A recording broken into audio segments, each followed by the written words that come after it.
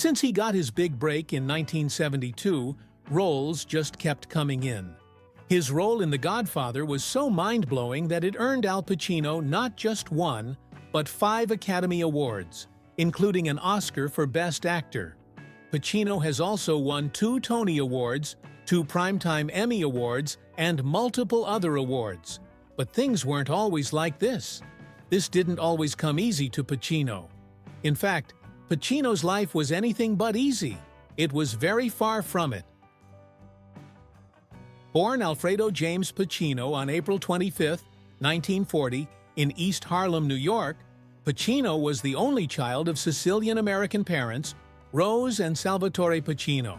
When he was just 2 years old, his parents divorced, and his father moved across the country to California, leaving young Al to be raised by his mother and grandparents in the tough streets of the South Bronx.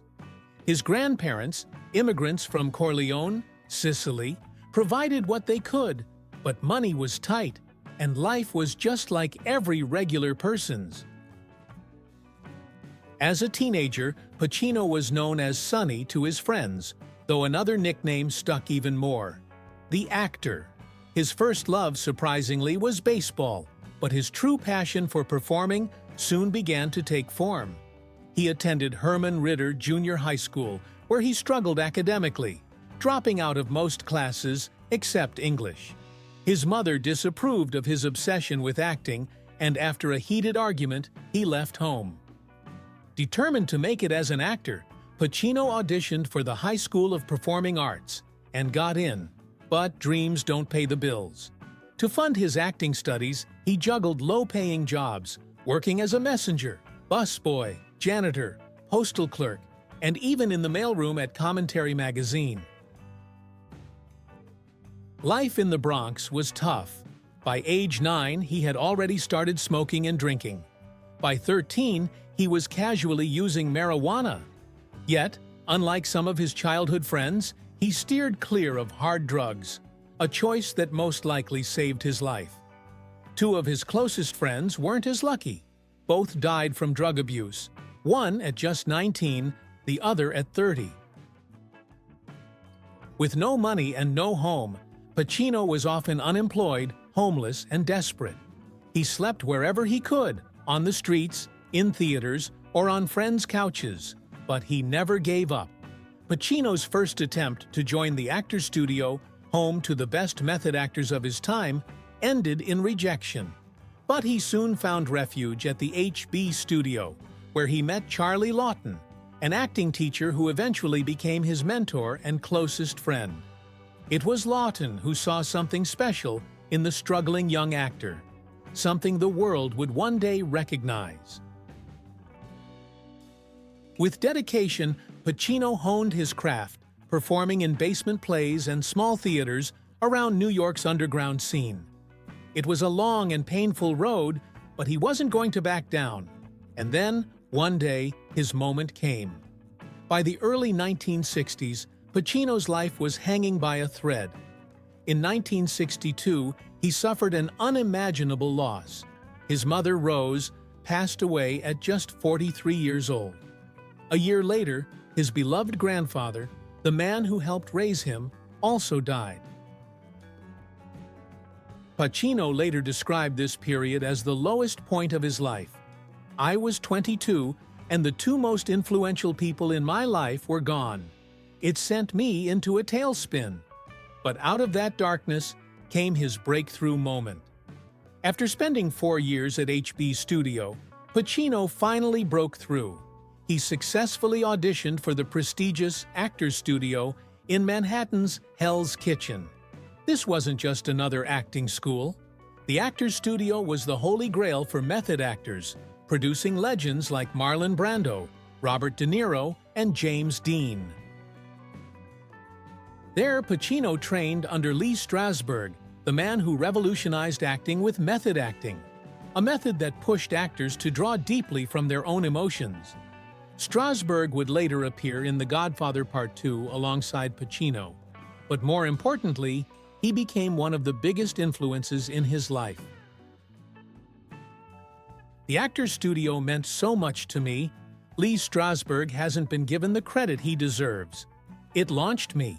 It was directly responsible for getting me to quit all those odd jobs and just focus on acting," Pacino later said. In 2000, decades after walking into the actor's studio as a struggling young actor, Pacino was honored as co-president of the institution, alongside Ellen Burstyn and Harvey Keitel.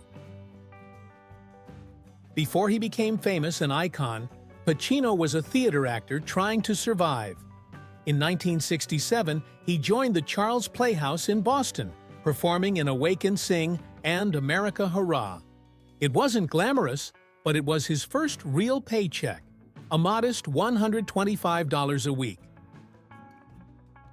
That same year, he met actress Jill Clayburgh, and the two began a 5-year romance, eventually moving back to New York City together.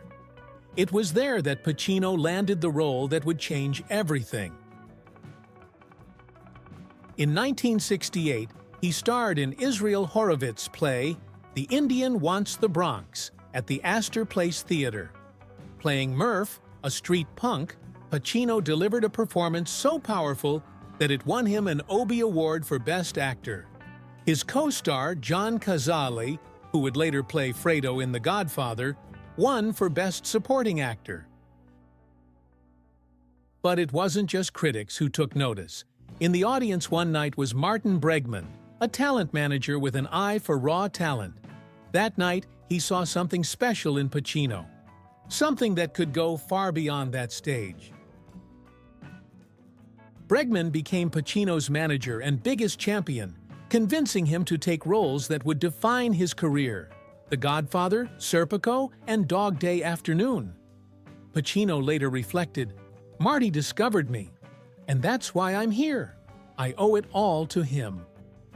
In 1972, Pacino's life changed forever when Coppola cast him as Michael Corleone in The Godfather.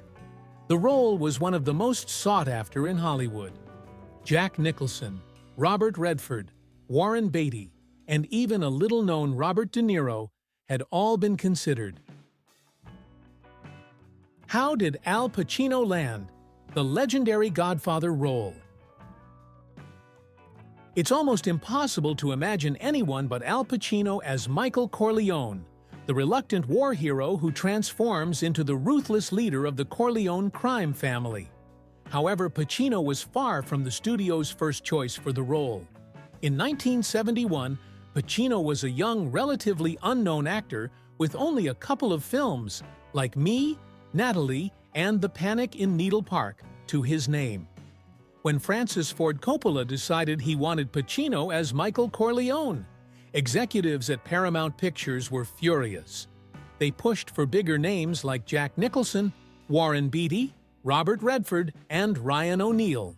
Even Robert De Niro auditioned for the part, but Coppola was adamant.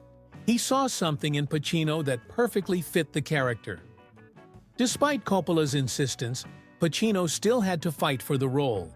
He auditioned multiple times, and studio executives remained unconvinced. Eventually, after a screen test with Diane Keaton, Pacino secured the part, though Paramount still had doubts.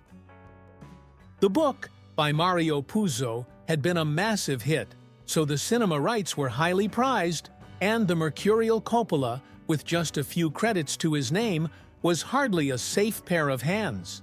And secondly, that the largely unknown Pacino was in the frame for Michael. As he recalls in his memoir, "When you're a young actor, just getting a part in a film is a miracle. Opportunities like this don't exist for you." But there was a hitch, a big hitch. Paramount didn't want Pacino. They wanted an established star who was guaranteed box office. Jack Nicholson, Robert Redford, Warren Beatty, anyone other than this unknown Italian kid. To his credit, Coppola persisted, nurturing Pacino through an elaborate audition process, taking him to a barbershop to have a 1940s cut, and orchestrating a meeting with a real mob family. The young Pacino was excited but unnerved. He knew about the studio's resistance. He knew they were trying all the young actors of the day, desperate to find an alternative. So he took a breath, cleared his head and prepared for his first screen test by going to the character, something he'd learned to do at the actor's studio. Who was Michael deep down? And how could he be changed by the story? Against the odds, Pacino secured the part. He was given an extra boost when he rang his grandmother to tell her the news and discovered that his late grandfather had been born in Corleone, Sicily, the town that gave his character's family their name. Before shooting began, Pacino immersed himself in his character. He would take long walks up and down Manhattan, sometimes for hours, musing on how he was going to play Michael, and he decided to create an arc. Michael starts out as a young man we've seen before, getting by, a little loopy, a little lumpy. He's there and not there at the same time. It's all building up to when he volunteers to take out the drug dealer and crooked cop who conspired to kill Vito Corleone, Michael's father. All of a sudden, there's a big explosion in him. This unexpected and dramatic transition, from callow, ineffectual underling to head of the family, felt like the right way to go. Shooting began with the scene that would open the film, the wedding of Vito's daughter, Connie. At this point in the narrative, Michael, as Pacino had chosen to play him, had yet to come into his own. He was still that lumpy young man who was there and not there at the same time. So when the studio saw the first rushes, their fears were confirmed. Michael had none of the charisma or presence they wanted him to have. This was, of course, exactly Pacino's intention, but they didn't know it. Word began to spread that Pacino was going to get fired from the film. He writes, "You could feel that loss of momentum when we shot. There was a discomfort among people, even the crew, when I was working. The word was that I was going to be fired, and likely so was the director. Not that Francis wasn't cutting it, I wasn't, but he was the one responsible for me being in the film." And worse was yet to come. One night, in a scene not dissimilar to those in the film itself, Pacino was invited to join Francis and his family for dinner. The director took the young actor to one side and confided that he too was starting to feel like the performance wasn't working. This hit Pacino hard. As long as Coppola was on his side, he felt like he could keep going. But now, his chief supporter had lost faith, and Pacino knew that his breakthrough role in what would become one of the biggest films of all time was hanging by a thread. They agreed that Pacino would watch a rough cut of the rushes so he could see what was amiss. In a very fortunate twist of fate, which some say was orchestrated by Coppola, the restaurant scene in which Michael finally comes into his own, performing the hit on the drug dealer and the corrupt cop, was moved earlier in the shooting schedule. Pacino writes, "That scene was meant to be filmed a few days later, but if something hadn't happened to let me show what I was capable of, there might not have been a later for me." And so he finally got to play the scene in which the young Michael reveals he does indeed have what it takes to become the Godfather. Except, even this didn't go quite as smoothly as Pacino had hoped. While making his getaway, Michael has to leap into a moving car. Pacino fell and twisted his ankle so badly he couldn't move. As he lay there in the gutter, physically and emotionally spent, a huge wave of relief passed over him, and he gave a prayer of thanks. Now he had an excuse to leave the film that seemingly no one wanted him to be on. But as soon as the rushes from that punishing night in Brooklyn made it back to the studio, everything changed. The shift that Pacino had so brilliantly envisaged in the arc of Michael's story, the evolution in character in which a new Godfather is born, was there for everyone to see. Pacino reflects, "So I didn't get fired from The Godfather. I just kept doing what I did, what I had thought about on those long, lonely walks up and down the length of Manhattan. I did have a plan, a direction that I really believed was the way to go with this character. It's a tale of creative fortitude and maybe a little luck too." No one had thought as hard as Pacino about Michael Corleone, who he was as a character, how he would change and develop over time, and the role he played in the story. The studio was worried about recouping their investment. Coppola was worried about everything, but all Pacino had to worry about was Michael, and he kept faith in this vision even when everyone around him failed to understand it. From the moment The Godfather premiered on March 14, 1972, it was clear that Pacino was perfect for the role. His understated yet powerful performance, starting as an innocent war hero and evolving into a ruthless crime boss, was a masterclass in acting. His performance earned him his first Academy Award nomination, though controversially, he was nominated for Best Supporting Actor, despite having more screen time than Marlon Brando, who won Best Actor. In protest, Pacino boycotted the Oscars that year. The film went on to become a massive success, grossing over $250 million and cementing itself as one of the greatest films of all time. Pacino's career skyrocketed, and he reprised his role in The Godfather Part II, 1974, where he delivered an even more chilling but legendary performance. What has Al Pacino said concerning The Godfather set drama? Al Pacino has reflected on his early struggles on the set of The Godfather, revealing that he was nearly fired from the production due to doubts about his performance. At just 52, Pacino took on the role of Michael Corleone, the reluctant son of mafia boss Vito Corleone, played by Marlon Brando, in what would become one of the most iconic crime films of all time. But before the acclaim, the Oscar nomination, and the legacy, there was uncertainty. In an excerpt from his memoir Sonny Boy, published in The Guardian, Pacino recalled how even his audition scene had left him uneasy. The moment he was given to perform was emotionally restrained, packed with exposition rather than intensity. Despite his reservations, he won the role, with director Francis Ford Coppola standing firmly in his corner. Once filming began, however, doubts only grew. Pacino and his co-star, Diane Keaton, found themselves struggling with the film's opening wedding scene, one they had both disliked from the start. We spent those first days laughing with each other, having to perform that opening wedding exposition scene from the screen test that we hated so much, he wrote.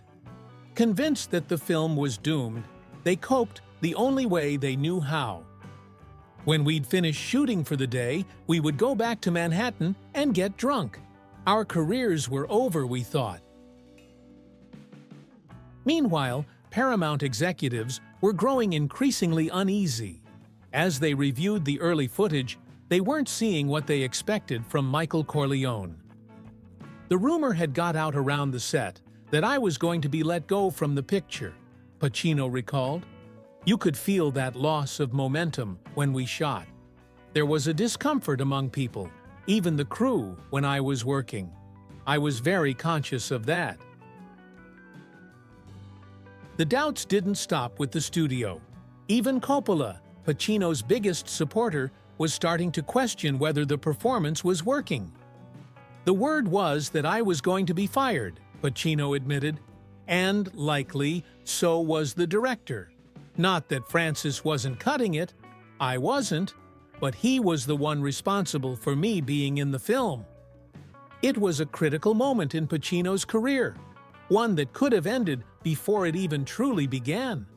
But he knew that his best chance to prove himself lay ahead in the scenes that would define Michael's transformation. All he had to do was hold on long enough to show them what he had planned all along. At this point, Pacino had a conversation with Coppola, who admitted that he wasn't sure the performance was working. The next day, Pacino watched the early footage in a screening room. He recalled thinking that nothing about it seemed particularly striking, but noted that this was the effect he had intended. He had wanted Michael to appear unnoticed in the beginning. Pacino explained that his approach to the character was to portray Michael as someone unaware of his own potential without an overtly charismatic personality. His idea was that Michael's transformation would be more impactful if he seemed to emerge from nowhere. He believed that by the end of the film, he would have created an enigmatic character, and he felt Coppola had the same vision, though neither of them had been able to fully articulate it to the other. To give Pacino a chance to demonstrate his capabilities, a key scene, the restaurant scene in which Michael takes revenge, was moved up in the filming schedule. Pacino said that Coppola showed this scene to the studio and they responded positively. He credited this moment with securing his place in the film, saying that it ultimately prevented him from being fired. Despite the significance of the film, Pacino avoided watching The Godfather for many years. He attended the 1972 premiere at Loew's State Theater in Times Square, but left before the movie began. He recalled wearing a large bow tie and standing on a platform with his co-stars while answering press questions. However, once the lights went down in the theater, he chose to leave instead of watching the film. Pacino explained that he had always felt uncomfortable watching himself on screen in front of an audience. He described the experience as unsettling and admitted that it made him feel shy. Reflecting on this, he suggested that as a young actor, he both sought attention and avoided it at the same time. For decades, he only caught parts of The Godfather on television but never watched it in full. He speculated that he might have avoided it because, being in the film, he would not be able to view it as an ordinary audience member. However, he acknowledged that whenever he came across a scene on TV, he found it difficult to turn away. It wasn't until the film's 50th anniversary that Pacino finally watched it in its entirety. He attended a special screening at the Dolby Theater in Hollywood and described the restored print and sound quality as excellent. He said the experience was rewarding and noted that every scene in the film contained multiple layers of storytelling. Watching it again, he appreciated how engaging the film remained from start to finish. Al Pacino's controversial relationships. Although Pacino's career has been illustrious since his big break, the same cannot be said about his relationships. Pacino's first public romance was with actress Jill Clayburgh. The pair struck up a relationship in 1967, but 5 years later, when the actor was in the midst of newfound fame from his leading role in The Godfather, he dumped her. "I went through it all," she told The Washington Post in 1978 of their breakup. Self-loathing, loathing him, pain, anger, fear. Clayburgh went on to marry playwright David Rabe in 1979, with whom she shared son Michael Rabe and actress-daughter Lily Rabe. After their breakup, Pacino went on to date Tuesday Weld, but the relationship was brief. Pacino moved on with newly divorced actress Tuesday Weld shortly after he split from Clayburgh. While their romance didn't stand the test of time, Pacino and Weld did reunite, this time as co-stars, in the 1982 film Author. Weld, who has 2 children, went on to tie the knot twice more. It wasn't love at first sight for Pacino and Marta Keller, especially since they were embroiled in many on-set fights while filming the 1977 film Bobby Deerfield. However, the pair soon realized they had feelings for each other and kick-started a relationship. They broke up 2 years later. "What I feel about Al belongs to me," she said of their past relationship. "Talking about us seems like playing a striptease with my soul." Arguably his most famous ex, Pacino dated his Godfather co-star and on-screen wife Diane Keaton on and off from 1974 to 1990. The Academy Award winner met Diane on the set of 1971's The Godfather. She opened up about her love for him and their instant spark. "I was mad for him. Charming, hilarious, a non-stop talker," she told People in June 2017. "There was an aspect of him that was like a lost orphan, like this kind of crazy idiot savant. And oh, gorgeous." However, she admitted that Al's hesitations about marriage are what ended their romance. "I worked hard on that one," the Annie Hall actress said, of trying to get the actor to take the next step in their relationship. "I went about it in not a perfect way." The former couple had an on and off relationship until 1990, when they called it quits for the final time. In October 2024, an insider told Closer that Al misses Diane and calls her the love of his life. "He really owes Diane a lot," the insider said. "She's always looked out for him and helped him get his finances in order many years ago. Now that he's feeling lonely, he's acting like he wants to start something up with her." Al became a dad when he welcomed his first child, daughter Julie Pacino, with Angelina Jolie's former acting coach, Jan Tarrant, in 1989. She and Pacino dated in the late 1980s, but called it quits around 1990. That same year, Pacino found love again, this time with Lyndall Hobbs. Pacino went on to strike up a relationship with Australian director and producer Lyndall Hobbs in the early 1990s. "My stomach lurched with a rush of romance-induced adrenaline, and I felt positively giddy," she wrote of their early days in her 2015 memoir, A Girl from Oz, according to the Evening Standard. Hobbs said the pair split because she wanted to have kids. Hobbs later admitted that Al was quite tricky, and there's a reason he has never married. It was obvious he didn't want to commit long-term. After the romance with Lyndall Hobbs, Al met Beverly D'Angelo in 1996 on a plane. In true actor fashion, Pacino's romance with Beverly D'Angelo started off with a meet-cute. The pair first laid eyes on each other in 1996 on a flight to New York City. Pacino couldn't help but flirt with D'Angelo, who was married to Italian Duke Lorenzo Salviati at the time. She divorced her then-husband, Lorenzo Salviati, to be with Al. Al decided to expand his family with Beverly. In 1997, he looked Beverly in the eye and said, "I want you to be the mother of my children." And although she admitted that she had avoided that role her whole life, she was deeply in love and was 100% in. In 2001, Beverly gave birth to twins, Anton and Olivia. But the relationship just wasn't meant to be as the two split in 2004. Till this day, both remain friends and dedicated co-parents to their kids. After his breakup with Beverly, Al moved on with Lucila Sola. His relationship with the Argentinian actress lasted 10 years. Pacino found love with Argentine actress Lucila Sola in 2008. The pair, who dated for a decade until their breakup in 2018, are still on good terms despite no longer being romantically involved. What's more, Pacino remains a father figure to Sola's daughter, Camila Morrone, who famously dated Leonardo DiCaprio for 4 years. When Camila Morrone landed her first big acting role, she turned to Al for acting advice.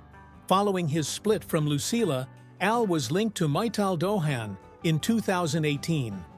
The pair, who have a 36-year age gap, were spotted out in Hollywood several times and often enjoyed intimate dinners at celeb hotspots in the city. They eventually broke up in 2020, just months after hitting the red carpet together for Pacino's film The Irishman, according to Maital. "It's hard to be with a man so old, even Al Pacino," the Israeli actress reflected. "The age gap is difficult, yes. I tried to deny it, but now he is already an elderly man, to be honest. So even with all my love, it didn't last."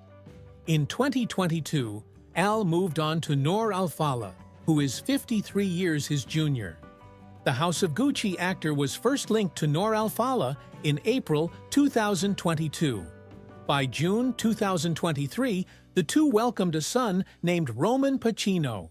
In an October 2024 interview with People, Al was asked if he was still in a relationship with Noor. "Number why have friendship," he replied. "Al and Noor are still very good friends, have been for years, and are co-parents to their son Roman. In January 2025, an insider told Closer that Al clearly depends on Noor and needs the companionship. She helps him with his scripts and lines, which he appreciates and repays by taking her out to a nice dinner. Although their relationship is no longer physical, both still enjoy each other's company and will continue being spotted together because of their kid. What part of The Godfather really stuck with you? Share your thoughts in the comments below. And don't forget to like, subscribe, and hit the notification bell for more fascinating stories.